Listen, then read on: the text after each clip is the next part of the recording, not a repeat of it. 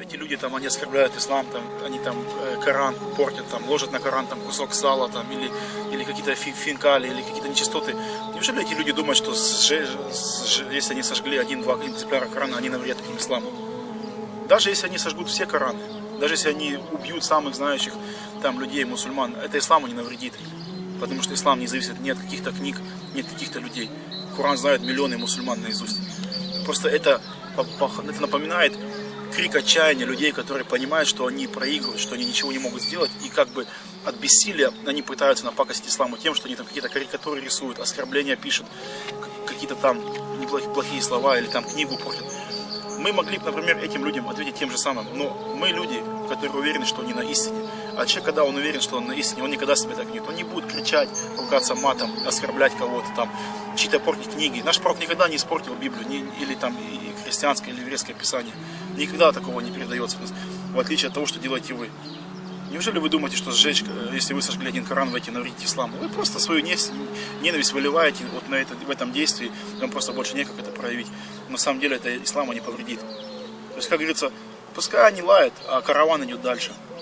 Вы те, которые кричите, что вы патриоты, что вы националисты. На самом деле, если так разобраться, то мы, русские мусульмане, те, кто принял ислам, на самом деле мы желаем этому народу намного больше добра, чем вы.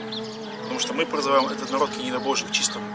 А это единственное, что спасет этот народ в этом мире и в мире следующего в судный день. Потому что в судный день никакая другая религия не будет принята от человека, как ислам. И вы можете кричать от ненависти, вы можете лопнуть от вашей ненависти, вы можете захлебнуться вашей ненавистью. Это нисколько не стоит нас. Это не навредит религии ислам. Ислам, он распространяется и будет распространяться. Это самая быстрая растущая религия в мире. И никто ничего не сможет ему сделать, потому что это не наши слова, не наши обещания. Это обещал Аллах в Коране, Господь наш Всевышний, который создал вас и нас.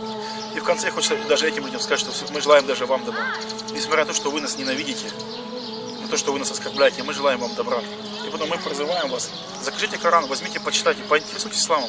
А что, если вы действительно ошибаетесь? То есть вы, отвернувшись от ислама, нам не навредите. Вы, оскорбляя ислам, нам не навредите. Вы, отвернувшись от истины, оскорбляя истину, тем самым вредите только себе.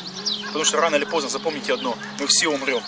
И вы, и мы будем стоять перед Господом Всевышним, который создал нас и вас. И вот в тот день будете вы держать ответ за свои деяния. И туда вы никуда не денетесь. Никакая нация, никакой патриотизм вам не поможет. Поэтому задумайтесь, пока не поздно. Это мой призыв к вам, и я надеюсь, что я прошу Аллаха, чтобы Он раскрыл вам ваши сердца, раскрыл вам ваш разум и направил ваши стопы к единобожию.